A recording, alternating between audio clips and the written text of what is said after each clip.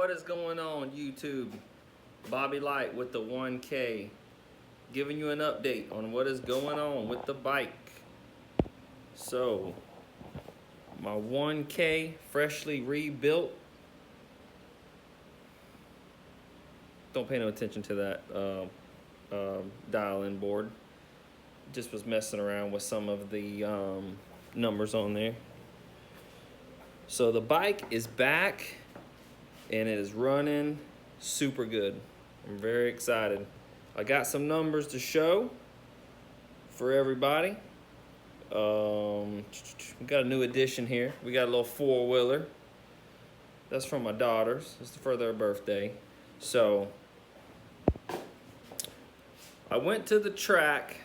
So the updates are we did the rebuild on the engine. I haven't got it retuned yet on the engine rebuild. It's just for the tune that was in it already. So I did put some Brock's heavy duty springs in the clutch to see if I could get a little bit more out of it. And I went to the track. I wish I have footage from the track, but I've been going by myself lately, so I haven't had anybody out there to videotape me, but I will have somebody to videotape me next time.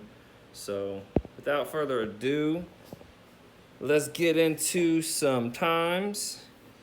So after the rebuild, the bike is running super strong. Now you can see we've got into some O's, 907, 908.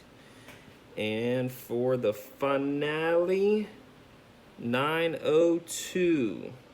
Extremely good pass. The 60 foot was pretty good, 145. Bike ran a 579, 123, almost 124. Bike is running great after the rebuild. So we're making good power. 902, 150 mile an hour.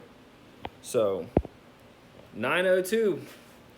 I'm freaking excited as can be. It was my birthday. Went to the track. The bike ran a 902.